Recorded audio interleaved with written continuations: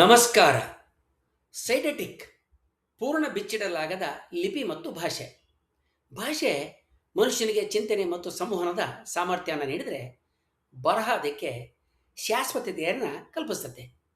ಮುಖಾಮುಖಿಯಾಗದೇನೆ ಸಂಭಾಷಣೆ ಮಾಡೋದು, ಮಾಹಿತಿಯನ್ನು ಸಂಗ್ರಹಿಸಿ ಅದನ್ನು ಮುಂದುವರಿಸೋದು ಬರವಣಿಗೆಯಿಂದ ಸಾಧ್ಯ ಆಯಿತು. ಬರಹದಿಂದ ನಮಗೆ ಉಕ್ಕಿ ಬಂದ ಭಾವನೆಗಳನ್ನು ಶಾಶ್ವತಗೊಳಿಸಿ ನಂತರ ವಿಂಗಡಿಸಿ ವಿಶ್ಲೇಷಿಸಿ ಬದಲಿಸಿ ಪರಿಷ್ಕರಿಸೋದಕ್ಕೆ ಸಾಧ್ಯ ಆಯಿತು. ತಾರ್ಕಿಕ ಚಿಂತನೆ, ಜ್ಞಾನದ ಮುಂದುವರಿಕೆ ಬರಹದ ವಿರಾಟ್ ಸ್ವರೂಪಗಳು. ಬರವಣಿಗೆ ಮಾನವನ ಉಪಜ್ಞೆಗಳನ್ನೇ ಅನನ್ಯವಾದಂಥದ್ದು. ಇದಕ್ಕೆ ಸಮಾನವಾದಂಥ ಇನ್ನೊಂದು ಸಾಧನೆ ಇಲ್ಲ ಅಂದ್ರೂ ಸರಿಯೇ. ಯಾಕಂದರೆ ಬರವಣಿಗೆ ಒಂದರಿಂದಲೇ ಚರಿತ್ರೆಯನ್ನು ಅರಿಯೋದು ನಮಗೆ ಸಾಧ್ಯ ಆಗುತ್ತೆ. ಬರವಣಿಗೆಯಿಂದಲೇ ನಮಗೆ ನಾಗರಿಕತೆಯ ಆರಂಭದಿಂದ ಇಲ್ಲಿಯವರೆಗೆ ತಲೆಮಾರುಗಳಲ್ಲಿ ಜ್ಞಾನ ಸಂಚಿತವಾಗಿ ನಮಗೆ ಹರಿದು ಬಂದತ್ತೆ. ಬರವಣಿಗೆಯಿಂದಲೇ ವಿಜ್ಞಾನ, ತಂತ್ರಜ್ಞಾನ, ತತ್ವಶಾಸ್ತ್ರ, ಸಾಹಿತ್ಯ ಕಲೆಗಳು ಅರಳಿದ್ದಾವೆ. ಬರವಣಿಗೆ ಇಲ್ಲದೆ ನಾಗರಿಕ ಆಧುನಿಕ ಅನಿಸ್ತಕ್ಕಂಥ ಯಾವ ಚಟುವಟಿಕೆನೂ ಇಲ್ಲ. ಪುಸ್ತಕಗಳಿಲ್ಲ, ಗಣಕ ಇಲ್ಲ, ಅಂತರ್ಜಾಲ ಇಲ್ಲ. ಬರಹದ ಇಂಥ ಸಾಮರ್ಥ್ಯವನ್ನು ಅರಿತಂತಹ ಪ್ರಾಚೀನ ಜನಾಂಗಗಳು ಅದನ್ನು ದೈವತ್ವಕ್ಕೆ ಏರಿಸಿದವು. ಜ್ಞಾನ ಮತ್ತು ಬರವಣಿಗೆಗಳನ್ನು ಒಂದೇ ಅಂತ ಪರಿಗಣಿಸಿದವು. ಈ ಹಿನ್ನೆಲೆಯಲ್ಲೇ ವರ್ಣ ಮಾತ್ರಂ ಕಲಿಚಿದಾತಂ ಗುರು ಎನ್ನುವ ಹೇಳಿಕೆಗಳು ಕೂಡ ಹೊರಬಿದ್ದವು. ಬರವಣಿಗೆ ಎಲ್ಲಿಯೋ ಪ್ರಾರಂಭ ಆಗಿ ಇನ್ನೆಲ್ಲಿಯೋ ಅರಳಿ ಖಂಡಾಂತರಗಳಲ್ಲಿ ಸಂಚಾರ ಮಾಡ್ತಾ ಹರಡ್ತಾ ಸಾವಿರಾರು ಲಿಪಿ ವೈವಿಧ್ಯಗಳಲ್ಲಿ ಕವಲಡಿತಾ ಸಾವಿರಾರು ಭಾಷೆಗಳಿಗೆ, ನಾಗರಿಕತೆಗಳಿಗೆ ದನಿಯಾಗ್ತಾ ಮುಂದುವರೆದತೆ, ಹರಡತೆ. ಚರಿತ್ರೆಯಲ್ಲಿ ಹಲವಾರು ಲಿಪಿಗಳು ಬದಲಾಗ್ತಾ ಅವುಗಳ ಮೂಲ ರೂಪಗಳು ಗುರುತಿಸಿದಂತೆ ಆದವು. ಇನ್ನೂ ಕೆಲವು ಲಿಪಿಗಳು ಸಾವಿರಾರು ವರ್ಷಗಳ ಹಿಂದೆ ನಿಂತು ಗತಕಾಲದಲ್ಲಿ ಮರೆಯಾಗಿ ಕಣ್ಮರೆಯಾದವು. ಕಾಲಾನುಕಾಲಕ್ಕೆ ಮನುಷ್ಯ ತನಗೆ ತಿಳಿಯದ, ತಾನೆಲ್ಲೂ ಕಾಣದ ವಿಚಿತ್ರ ಲಿಪಿ ಬರವಣಿಗೆಗಳನ್ನ ಕಂಡು ಬೆರಗಾಗಿದ್ದಾನೆ. ಇವು ಏನಿರ್ಬೋದು, ಯಾರು ಯಾವಾಗ ಬರೆದಿರ್ಬೋದು ಅಂತ ಪ್ರಶ್ನೆ ಮಾಡ್ಕೊಂಡಿದ್ದಾನೆ. ಅವುಗಳನ್ನು ಬಿಡಿಸೋದಕ್ಕೆ ಯತ್ನ ಮಾಡಿ ಸೋತಾಗ ಕುತೂಹಲ ತಿಳಿಯದಿದ್ದರಿಂದ ನಿರಾಶನಾಗಿದ್ದಾನೆ. ತನಗೆ ತಿಳಿಯದೇ ಇದ್ದಂಥ, ತನಗೆ ಗೊತ್ತಾಗದೇ ಇರತಕ್ಕಂಥ ಬರವಣಿಗೆಯನ್ನು ಕಂಡು ಅದನ್ನು ದೈವತ್ವಕ್ಕೆ ಏರಿಸಿದ್ದಾನೆ. ನಿಗೂಢ ಅರ್ಥ ಕಲ್ಪಿಸಿ ಆನಂದಿಸಿದ್ದಾನೆ. ಆದರೆ ದಣಿವರಿಯದ ಮಾನವನ ಸ್ವಭಾವ ನಿಗೂಢವಾದ್ದನ್ನು ಬಿಡಿಸಲೇಬೇಕಂತಕ್ಕ ಅವನ ಪ್ರವೃತ್ತಿ ಸ್ವಲ್ಪನೂ ಕೂಡ ಕುಂದಿಲ್ಲ. ಅಜ್ಞಾತ ಲಿಪಿಯೊಂದನ್ನು ಬಿಡಿಸೋದಕ್ಕೆ ಬೇಕಾದ ಕನಿಷ್ಠ ಅಗತ್ಯತೆಗಳು ಯಾವ ಅಂತ ನಾವು ಸ್ಥೂಲವಾಗಿ ನೋಡ್ಬೋದು. ಅಜ್ಞಾತ ಲಿಪಿಯನ್ನು ಬಿಡಿಸೋದಕ್ಕೆ ಸಾಕಷ್ಟು ಬರಹದ ಆಕಾರಗಳು ಮೊದಲು ಲಭ್ಯ ಇರಬೇಕು. ಲಿಪಿ ಅಥವಾ ಬರವಣಿಗೆ ಈಗ ಅಸ್ತಿತ್ವದಲ್ಲಿರ್ತಕ್ಕಂಥ ಅಥವಾ ಹಿಂದೆ ಅಸ್ತಿತ್ವದಲ್ಲಿ ಮರೆಯಾಗಿದ್ದರೂ ಕೂಡ ಗೊತ್ತಿರುವ ಯಾವುದೇ ಲಿಪಿ ಅಥವಾ ಭಾಷೆ ಜೊತೆಗೆ ಯಾವುದಾದ್ರೂ ಒಂದು ರೀತಿಯಲ್ಲಿ ಸಂಬಂಧವನ್ನು ಹೊಂದಿರಬೇಕು. ಮೇಲಿನ ಎರಡು ಪ್ರಮುಖ ಆಧಾರಗಳ ಮೇಲೆ ಹಲವಾರು ಪ್ರಾಚೀನ ಅಜ್ಞಾತ ಲಿಪಿಗಳನ್ನು ಬಿಡಿಸಲಾಗಿದ್ದರೂ ಕೂಡ ಇನ್ನೂ ಪರಿಹಾರ ಕಾಣದ ಹಲವಾರು ಲಿಪಿಗಳುಕೊಂಡಿದ್ದಾವೆ. ಅಜ್ಞಾತ ಲಿಪಿ ಭಾಷೆಗಳನ್ನು 3 ಗುಂಪುಗಳೆಲ್ಲ ಗುರುತಿಸ್ಬೋದು. ಮೊದಲದು ಗೊತ್ತಿರುವ ಲಿಪಿ, ಗೊತ್ತಿರದ ಭಾಷೆ. ಎರಡನೇದು ಗೊತ್ತಿರದ ಲಿಪಿ, ಗೊತ್ತಿರುವ ಭಾಷೆ. ಮೂರನೇದು ಗೊತ್ತಿರದ ಲಿಪಿ, ಗೊತ್ತಿರದ ಭಾಷೆ. ಮೊದಲೆರಡು ಲಕ್ಷಣಗಳು ಹೊಂದಿರತಕ್ಕಂಥದ್ದಂದರೆ ಗೊತ್ತಿರುವ ಲಿಪಿ, ಗೊತ್ತಿರದ ಭಾಷೆ, ಗೊತ್ತಿರದ ಲಿಪಿ, ಗೊತ್ತಿರುವ ಭಾಷೆ. ಈ ಲಕ್ಷಣಗಳು ಹೊಂದಿರತಕ್ಕಂಥ ಹಲವಾರು ಲಿಪಿಗಳನ್ನ, ಭಾಷೆಗಳನ್ನ ಬಿಡಿಸಲಾಗೈತೆ ಮತ್ತು ಅಂಥವು ಹೊಸದಾಗಿ ಸಿಕ್ಕರೆ ಬಿಡಿಸೋದು ಕೂಡ ಸಾಧ್ಯ ಐತೆ. ಆದರೆ ಅಜ್ಞಾತ ಸ್ವರೂಪ ಹೊಂದಿರತಕ್ಕಂಥ ಮೂರನೇ ಲಕ್ಷಣದ ಲಿಪಿ ಅಥವಾ ಭಾಷೆಯನ್ನು ಬಿಡಿಸೋದಕ್ಕೆ ಸಾಧ್ಯ ಇಲ್ಲ. ಆದರೆ ಮೂರನೇ ಲಕ್ಷಣ ಹೊಂದಿದ ಲಿಪಿಯನ್ನು ಮೊದಲೆರಡರ ಲಕ್ಷಣಗಳಿನಲ್ಲಿ ತಂದು ಬಿಡಿಸ್ತಕ್ಕಂಥ ಯತ್ನಗಳಿಗೇನು ಕೊರತೆ ಇಲ್ಲ. ಮೊದಲೆರಡು ಲಕ್ಷಣಗಳನ್ನು ಹಲವಾರು ಲಿಪಿಗಳಲ್ಲಿ ಕೆಲವನ್ನ ಸಂಪೂರ್ಣವಾಗಿ, ಕೆಲವನ್ನ ಭಾಗಶವಾಗಿ ವಿದ್ವಾಂಸರು, ಇತಿಹಾಸಕಾರರು, ತಜ್ಞರು ಬಿಡಿಸಿದ್ದಾರೆ. ಆಂಶಿಕವಾಗಿ ಬಿಡಿಸಲ್ಪಟ್ಟ ಲಿಪಿಗಳನ್ನು ಇನ್ನೂ ಹೆಚ್ಚಿನ ಆಕಾರಗಳು ದೊರೆತಾಗ ಪರಿಪೂರ್ಣವಾಗಿ ಬಿಡಿಸ್ತಕ್ಕಂಥ ಸಾಧ್ಯತೆಗಳು ಕೂಡ ಇದ್ದಾವೆ. ಅಪರೂಪಕ್ಕೆ ಆಗೊಮ್ಮೆ ಈಗೊಮ್ಮೆ ಇಂಥ ಹೊಸ ಆಕಾರದ ಸಾಧ್ಯತೆಗಳು ಗೋಚರ ಆಗ್ತಾನೆ ಇರ್ತವೆ. ಇಂತಹ ಅರ್ಧ ಬಿಡಿಸಿದ ಗುಂಪಿಗೆ ಸೇರಿರ್ತಕ್ಕಂಥ ಪ್ರಾಚೀನ ಲಿಪಿನೇ ಸಿಡಿಟೆಕ್ ಅಥವಾ ಸೈಡೆಟೆಕ್. ಸಿಡಿಟೆಕ್ ಅನ್ನೋದು ಪ್ರಾಚೀನ ಅನಾಟೋಲಿಯ ಅನ್ನೋದು ಇಂದಿನ ಟರ್ಕಿಯ ದಕ್ಷಿಣ ಕರಾವಳಿಯ ಪ್ರದೇಶ, ಫಂಪಿಲಿಯಾ ಪ್ರದೇಶದಲ್ಲಿದ್ದಂಥ ಸಿಡಿಯ ನಗರದಲ್ಲಿ ಬಳಕೆಯಲ್ಲಿದ್ದಂಥ ಒಂದು ಅಪರೂಪದ ಭಾಷೆ ಮತ್ತು ಅದರ ಹೆಸರು. ಹಿಟೈಟು, ಲುವಿಯನ್ನು, ಲಿಸಿಯನ್ನು, ಕಾರಿಯನ್ನು ಮುಂತಾದಂಥ ಅನಾಟೋಲಿಯಾದ ಭಾಷೆಗಳಂತೆ ಸಿಡೆಟೆಕ್ ಕೂಡ ಇಂಡೋ ಯುರೋಪಿಯನ್ ಭಾಷಾ ಕುಟುಂಬಕ್ಕೆ ಸೇರಿದ್ದು ಅಂತ ಈಗ ಹೆಚ್ಚಿನ ವಿದ್ವಾಂಸರು ಒಪ್ಪಿಕೊಂಡಿದ್ದಾರೆ. ಸಿಡೆಟೆಕ್ ಭಾಷೆ ಮತ್ತು ಲಿಪಿ ಮುಖ್ಯವಾಗಿ ಸಾಮಾನ್ಯ ಶಕಪೂರ್ವ 3ರಿಂದ 2ನೇ ಶತಮಾನಗಳ ಶಾಸನಗಳು ಮತ್ತು ನಾಣ್ಯಗಳ ಮೂಲಕ ನಮಗೆ ಕಂಡು ಬರ್ತದೆ. ಈ ಭಾಷೆ ಫಂಪಿಲಿಯಾದ ಕರಾವಳಿ ನಗರವಾದಂಥ ಸೈಡಿನಲ್ಲಿ ಸ್ಥಳೀಯ ಜನರಲ್ಲಿ ಬಳಕೆಯಲ್ಲಿತ್ತು.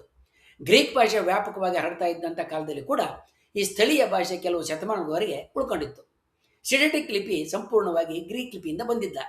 ಕೆಲವು ಅಕ್ಷರಗಳು ಗ್ರೀಕ್ ಮೂಲದಂತೆ ಕಂಡರೂ ಕೂಡ ಅನೇಕ ಅಕ್ಷರಗಳು ಸ್ವತಂತ್ರ ರೂಪಗಳನ್ನ ಹೊಂದಿದ್ದಾವೆ. ಇದರಿಂದ ಇದು ಅನಾಟೋಲಿಯಾದ ಸ್ಥಳೀಯ ಲಿಪಿ ಸಂಪ್ರದಾಯಗಳ ಒಂದು ಕೌಲಾಗಿರ್ಬೋದು ಅಂತ ಊಹೆ ಮಾಡಲಾಗಿದೆ. ಸೈಡೆಟಿಕ್ ಲಿಪಿಯ ಸಂಶೋಧನೆ ಇತಿಹಾಸ ಬಹಳ ಕುತೂಹಲಕಾರಿಯಾಗಿದೆ. ಸೈಡ್ ನಗರದ ಅವಶೇಷಗಳಲ್ಲಿ ದೊರೆತಂಥ ನಾಣ್ಯಗಳು ಮತ್ತು ಶಾಸನ ಕಲ್ಲಿನ ಶಾಸನಗಳ ಮೂಲಕ ಈ ಲಿಪಿ ಬೆಳಕಿಗೆ ಬಂತು. 19ನೇ ಶತಮಾನದಲ್ಲಿ ಸೈಡೆ ನಗರದಲ್ಲಿ ದೊರೆತಂಥ ಕೆಲವು ನಾಣ್ಯಗಳ ಮೇಲೆ ಅಪರಿಚಿತ ಲಿಪಿ ಅಕ್ಷರಗಳು ಕಂಡುಬಂದವು. ಆಗ ಅದು ಯಾವ ಭಾಷೆ ಇದ್ದಂತ ಯಾರಿಗೂ ತಿಳಿದಿರಲಿಲ್ಲ. 1964ರಲ್ಲಿ ಸೈಡೆಯ ಪೂರ್ವದ್ವಾರದ ಸಮೀಪ ದೊಡ್ಡ ಕಲ್ಲಿನ ಮೇಲೆ ಗ್ರೀಕ್ ಮತ್ತು ಸೈಡೆಟಿಕ್ ಎರಡೂ ಭಾಷೆಗಳಲ್ಲಿದ್ದಂಥ ಎರಡು ಭಾಷೆಗಳ ಶಾಸನ, ದ್ವಿಭಾಷಾ ಶಾಸನ ಸಿಕ್ತು. ಒಂದೇ ವಿಷಯವನ್ನು ಗ್ರೀಕ್ ಮತ್ತು ಸೈಡೆಟಿಕ್ ಎರಡೂ ಭಾಷೆಗಳಲ್ಲಿ ಬರೆದಿದ್ದರಿಂದ ಸಂಶೋಧಕರಿಗೆ ಇವೆರಡನ್ನು ಹೋಲಿಸಿ ಓದೋದಕ್ಕೆ ಸಾಧ್ಯ ಆಯಿತು. 1950ರ ದಶಕದಲ್ಲಿ ಸಂಶೋಧಕರಾದಂಥ ಹೆಲ್ಬರ್ಟ್ ಬಾಸ್ರಟ್ಟು ಅವರು ಸೈಡೆಟಿಕ್ ಲಿಪಿ ಸಂಕೇತಗಳು ಗುರುತಿಸೋದ್ರಲ್ಲಿ ಮೊದಲ ಯಶಸ್ಸನ್ನು ಕಂಡರು. ಅವರು ಗ್ರೀಕ್ ಹೆಸರಾದ ಅಪೋಲೋನಿಯಸ್ ಅನ್ನೋದನ್ನು ಸೈಡೆಟಿಕ್ ಲಿಪಿನಲ್ಲಿ PULUNIO ಪೊಲೋವೆ ಅಂತ ಗುರುತಿಸಿದರು. ಅರ್ಟೆಮನ್ ಶಾಸನವನ್ನು ಓದಿ ಅವರು ಅರ್ಟೆಮನ್ ಶಾಸನದಲ್ಲಿ ಅರ್ಟೆಮನ್ ಎನ್ನುವ ಗ್ರೀಕ್ ಪದವನ್ನು ಸೈಡೆಟಿಕ್ ಲಿಪಿನಲ್ಲಿ ಕೂಡ ಓದಿದರು ಮತ್ತು ಯಶಸ್ವಿಯಾಗಿ ಗುರುತಿಸಿದರು. ಈ ಲಿಪಿಯ ಸಂಶೋಧನೆಯಲ್ಲಿ ಇದೊಂದು ದೊಡ್ಡ ಮೈಲುಗಲ್ಲಾಗಿ ಪರಿಗಣಿತಾಗೈತೆ. ಅವರು ಲಿಪಿಯ ಸುಮಾರು 14 ಅಕ್ಷರಗಳ ಧ್ವನಿ ಮೌಲ್ಯಗಳನ್ನು ಗುರುತಿಸೋದ್ರಲ್ಲಿ ಯಶಸ್ವಿಯಾದರು. ಇದು ಸೈಡೆಟಿಕ್ ಲಿಪಿಯ ವೈಜ್ಞಾನಿಕ ಓದಿನ ಆರಂಭ ಅಂತ ಈಗ ಪರಿಗಣಿಸಲಾಗ್ತಾ ಇದೆ. ಸೈಡೆಟಿಕ್ ಲಿಪಿಯನ್ನು ಎಡದಿಂದ ಬಲಕ್ಕೆ ಬರೆಯಲಾಗ್ತದೆ. ಕೆಲವು ಅಕ್ಷರಗಳು ಗ್ರೀಕ್ ಲಿಪಿಯನ್ನು ಹೋಲ್ತವೆ. ಅನೇಕ ಅಕ್ಷರಗಳ ಧ್ವನಿ ಮೌಲ್ಯ ಯಾವುದಂತ ಇವತ್ತಿಗೂ ಕೂಡ ಸ್ಪಷ್ಟವಾಗಿಲ್ಲ. ಸ್ವರ ಹಾಗೂ ವ್ಯಂಜನಗಳ ವ್ಯವಸ್ಥೆ ಸಂಪೂರ್ಣವಾಗಿ ಗೊತ್ತಾಗಿಲ್ಲ. ಭಾಷೆಯ ವ್ಯಾಕರಣದ ಬಹುಭಾಗ ಇನ್ನೂ ಅಸ್ಪಷ್ಟವಾಗೈತೆ. 2020ರಿಂದ 2023ರ ನಡುವೆ ಸೈಡೆ ನಗರದಲ್ಲಿ ಹೊಸ ಸೈಡೆಟಿಕ್ ಶಾಸನಗಳು ಪತ್ತೆಯಾದವು. ಅವುಗಳ ಅಧ್ಯಯನದಿಂದ ಲಿಪಿಯ ಅಕ್ಷರ ಪಟ್ಟಿ ಇನ್ನಷ್ಟು ಸ್ಪಷ್ಟ ಆಗಿದೆ. 2025ರಲ್ಲಿ ಪ್ರಕಟವಾದಂಥ ಸಂಶೋಧನೆಯಲ್ಲಿ ಹಿಂದೆ ಒಂದೇ ಅಕ್ಷರ ಅಂತ ಭಾವಿಸಲಾಗಿದ್ದಂಥ ಒಂದು ಪ್ರತೀಕವನ್ನು, ಚಿಹ್ನೆಯನ್ನು ಎರಡು ವಿಭಿನ್ನ ಅಕ್ಷರಗಳಂತ ಈಗ ಗುರುತಿಸಲಾಗುತ್ತೆ. ವಿಶೇಷವಾಗಿ ಹೊಸ ಸ್ವರಾಕ್ಷರದ ಬಹುಶಃ ಅದು ನ ಧ್ವನಿಗೆ ಸಂಬಂಧಿಸಿದ್ದಂತ ಭಾವಿಸಲಾಗುತ್ತೆ. ಇದನ್ನು ಗುರುತಿಸೋದ್ರಿಂದ ಕೆಲವು ಹಳೆಯ ಪಠ್ಯಗಳ ಓದನ್ನು ಮರುಪರಿಶೀಲನೆ ಮಾಡೋಕ್ಕೆ ಮುಂದಾಗಿದ್ದಾರೆ ತಜ್ಞರು. ಇದೇ ಅವಧಿನಲ್ಲಿ ಈಜಿಪ್ತಿನ ಅಬಿಡೋಸ್ ಪ್ರದೇಶದಲ್ಲಿ ಕೂಡ ಸೈಡೆಟಿಕ್ ಲಿಪಿಯ ಗೀಚು ಲೇಖನಗಳಲ್ಲಿ ಗ್ರಾಫಿಟಿ ಪತ್ತೆಯಾಗಿದ್ದು, ಸೈಡೆ ನಗರದ ವ್ಯಾಪಾರಿಗಳು ಮತ್ತು ಯಾತ್ರಿಕರು ದೂರದ ಪ್ರದೇಶಗಳಿಗೂ ಕೂಡ ಸಂಚಾರ ಮಾಡ್ತಾ ಇದ್ರು ಅಂತ ಹೇಳೋದಕ್ಕೆ ಸಂಚರಿಸಿದ್ರು ಅನ್ನೋದಕ್ಕೆ ಇವು ಸಾಕ್ಷಿಯಾಗಿದ್ದಾವೆ. 2026ರಲ್ಲಿ ಅಂದರೆ ಈ ವರ್ಷ ಸೈಡೆ ಉತ್ಖನನದ ತಂಡ ಸೈಡೆಟಿಕ್ ಲಿಪಿನಲ್ಲಿ ಈಗ 31 ಅಕ್ಷರಗಳನ್ನ ಗುರುತಿಸಲಾಗಿದೆ ಅಂತ ಘೋಷಣೆ ಮಾಡುತ್ತೆ. ಈ ಸೈಡೆಟಿಕ್ ಭಾಷೆಯ ಪದರಚನೆ, ವ್ಯಾಕರಣ ಮತ್ತು ಇತರ ಅಲೋಟೇನಿಯನ್ ಭಾಷೆಗಳ ಜೊತೆಗೆ ಅದು ಹೊಂದಿದಂಥ ಸಂಬಂಧವನ್ನು ಇನ್ನಷ್ಟು ಸ್ಪಷ್ಟಗೊಳಿಸೋದಕ್ಕೆ ಹೆಚ್ಚಿನ ಭಾಷಾ ವೈಜ್ಞಾನಿಕ ಸಂಶೋಧನೆಗಳು ನಡೀತಾ ಇದ್ದಾವೆ. ಇತ್ತೀಚಿನ ವರ್ಷಗಳಲ್ಲಿ ಭಾಷಾ ವೈಜ್ಞಾನಿಕರಾದಂಥ ಫ್ರೆಡ್ ಹುಡೋಜನ್ನು ಮತ್ತು ಥಿಯೇಟರ್ ಶೂರೋ ಮುಂತಾದಂಥವರು ಈ ಲಿಪಿಯ ದೀರ್ಘ ಶಾಸನಗಳ ಓದೋದ್ರಲ್ಲಿ ಮಹತ್ವವಾದಂಥ ಸಂಶೋಧನೆ ನಡೆಸಿದ್ದಾರೆ. ಇತ್ತೀಚಿನ ಓದುವಿಕೆಗಳಲ್ಲಿ ಯೋಎಂ ಪೋಲೋಸ್ ಅಂತಕ್ಕಂಥ ದ್ವಿಭಾಷಾ ಶಾಸನವನ್ನು ಬಳಸಿಕೊಂಡು ಸೈಡೆಟಿಕ್ ಲಿಪಿನಲ್ಲಿ ಕೊಕ್ಕೆ ಅಂತ ಸಂಕೇತ ನಾಸಿಕ ಧ್ವನಿಯನ್ನು, ಅಂದರೆ ಮೂಗಿನಿಂದ ಹೊರಡ್ತಕ್ಕಂಥ ಧ್ವನಿಗಳನ್ನ ಸೂಚಿಸ್ತಾ ಇತ್ತು ಅನ್ನೋದನ್ನು ಖಚಿತಪಡಿಸಿಕೊಳ್ಳಲಾಗಿದೆ. ಇತ್ತೀಚಿನ ಇತರ ಅಧ್ಯಯನಗಳ ಪ್ರಕಾರ ಸೈಡೆಟಿಕ್ ಲಿಪಿಯ ಮುಖ್ಯವಾದಂಥ ಶಾಸನಗಳು ದೇವಸ್ಥಾನಗಳಿಗೆ ನೀಡ್ತಾ ಇದ್ದಂಥ ಧಾರ್ಮಿಕ ಕಾಣಿಕೆಗಳು ಮತ್ತು ಉಡುಗೊರೆಗಳಿಗೆ ದಾನಗಳಿಗೆ ಸಂಬಂಧಪಟ್ಟಿದ್ದು ಅಂತ ಗೊತ್ತಾಗುತ್ತೆ. ಗ್ರೀಕ್ ಭಾಷೆಯ ಅನಾಥ ಮಾಟ ಅಂದರೆ ಕಾಣಿಕೆಗಳು ಅನ್ನುವ ಪದವನ್ನು ಸೈಡೆಟಿಕ್ ಲಿಪಿನಲ್ಲೂ ಕೂಡ ಈಗ ಗುರುತಿಸಲಾಗಿದೆ. ಸೈಡೆಟಿಕ್ ಭಾಷೆಯ ವ್ಯಾಕರಣ ಮತ್ತು ವಿಭಕ್ತಿ ಪ್ರತ್ಯಯಗಳು ಅದರ ನೆರೆಹೊರೆಯ ಭಾಷೆಯಾದಂಥ ಲೈಸಿಯನ್ ಭಾಷೆಗೆ ತುಂಬ ಹತ್ತಿರದಲ್ಲಿದ್ದಾವೆ ಅಂತ ಇತ್ತೀಚಿನ ಸಂಶೋಧನೆಗಳು ತೋರಿಸ್ಕೊಡ್ತಾ ಇದ್ದಾವೆ. ಉದಾಹರಣೆಗೆ ತಾಯಿ ದೇವತೆಯನ್ನು ಸೂಚಿಸೋದಕ್ಕೆ ಅನಾಸೆ ಅಥವಾ ಮಸರಾಸೆ ಅಂತಕ್ಕಂಥ ಪದಗಳೆಲ್ಲ ಬಳಸಲಾಗೈತೆ. ಸೈಡೆಟಿಕ್ ಭಾಷೆ ಸಂಪೂರ್ಣವಾಗಿ ಓದಲ್ಪಟ್ಟಿದೆ ಅಂದರೆ ಇಲ್ಲ ಅನ್ನೋ ಉತ್ತರ ನಮಗೆ ಬರುತ್ತೆ. ಇವತ್ತು ಸೈಡೆಟಿಕ್ ಲಿಪಿಯ ಬಹುಪಾಲು ಅಕ್ಷರಗಳ ಗುರುತಿಸಲಾಗಿದ್ದರೂ ಕೂಡ ಭಾಷೆ ಇನ್ನೂ ಸಂಪೂರ್ಣವಾಗಿ ಓದಲ್ಪಟ್ಟಿಲ್ಲ. ಕೆಲವು ಪದಗಳು, ವ್ಯಕ್ತಿನಾಮಗಳು, ದೇವರ ಹೆಸರುಗಳು ಹಾಗೂ ವ್ಯಾಕರಣದ ತುಣುಕುಗಳು ಮಾತ್ರ ಅರ್ಥ ಆಗಿದ್ದಾವೆ. ಸೈಡೆಟಿಕ್ ಭಾಷೆಯ ಸ್ವರೂಪ ಇನ್ನೂ ಆಂಶಿಕವಾಗಿ ನಿಗೂಢವಾಗಿಯೇ ಉಳಿದೈತೆ. ವಿಶೇಷವಾಗಿ ಸೈಡೆ ನಗರದ ಸ್ಥಳೀಯ ಹೆಸರನ್ನೇ ಇನ್ನೂ ಖಚಿತವಾಗಿ ಓದೋದಕ್ಕೆ ಸಾಧ್ಯ ಆಗಿಲ್ಲ ಅಂತ ಕೆಲವು ವಿದ್ವಾಂಸರು ಸೂಚಿಸ್ತಾ ಇದ್ದಾರೆ. ಹಿಂದಿನ ಓದುಗಳಲ್ಲಿ ತಪ್ಪು ಊಹೆಗಳಿರ್ಬೋದು ಅನ್ನುವ ಚರ್ಚೆ ಕೂಡ ನಡೀತಾ ಇದೆ. ಸೈಡೆಟಿಕ್ ಲಿಪಿಯ ಮಹತ್ವ ಅದರ ಅಪರೂಪತೆಯಲ್ಲಿ ಮತ್ತು ವಿರಳಿತನಲ್ಲಿದೆ. ಇವತ್ತು ತಿಳಿದಿರ್ತಕ್ಕಂಥ ಶಾಸನಗಳ ಸಂಖ್ಯೆ ಅತ್ಯಂತ ಕಡಿಮೆ.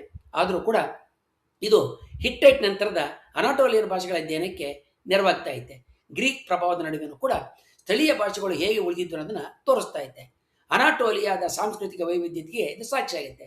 ಇನ್ನು ಸಂಪೂರ್ಣವಾಗಿ ಓದಲ್ಪಡದೇ ಇರುವ ಕೆಲವು ಪ್ರಾಚೀನ ಲಿಪಿಗಳಲ್ಲಿ ಇದು ಕೂಡ ಒಂದಾಗುತ್ತೆ. ಹೀಗಾಗಿ ಸೈಡೆಟಿಕ್ ಲಿಪಿಯ ಕತೆ ಒಂದು ಕಳೆದು ಹೋದ ಲಿಪಿಯನ್ನು ನಿಧಾನವಾಗಿ ಮರುಪಡಿತಕ್ಕಂಥ ಆಧುನಿಕ ಭಾಷಾ ವಿಜ್ಞಾನದ ಒಂದು ಸಾಹಸ ಯಾತ್ರೆ ಮತ್ತು ಸಾಹಸಗಾತಿ ಆಗೈತೆ ಅಂತ ನಾವು ಹೇಳ್ಬೋದು. ಕಳೆದ 100 ವರ್ಷಗಳಲ್ಲಿ ಕೆಲವೇ ಅಕ್ಷರಗಳಿಂದ ಆರಂಭವಾದಂಥ ಸೈಡೆಟಿಕ್ ಲಿಪಿಯ ಓದು ಇವತ್ತು 31 ಅಕ್ಷರಗಳ ಮಟ್ಟಿಗೆ ಬಂದತ್ತೆ.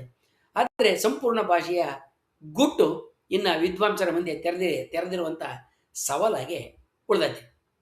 ಮುಂದಿನ ವಿಡಿಯೋದಲ್ಲಿ ನಾವು ಸೈಡೆಟಿಕ್ನಂತೆ ಭಾಗಶಃ ಆಂಶಿಕವಾಗಿ ಓದಲ್ಪಟ್ಟ ಇತರ ಪ್ರಾಚೀನ ಲಿಪಿಗಳ ಬಗ್ಗೆ ತಿಳ್ಕೊಳ್ಳೋಣ. ವಂದನೆಗಳೊಂದಿಗೆ.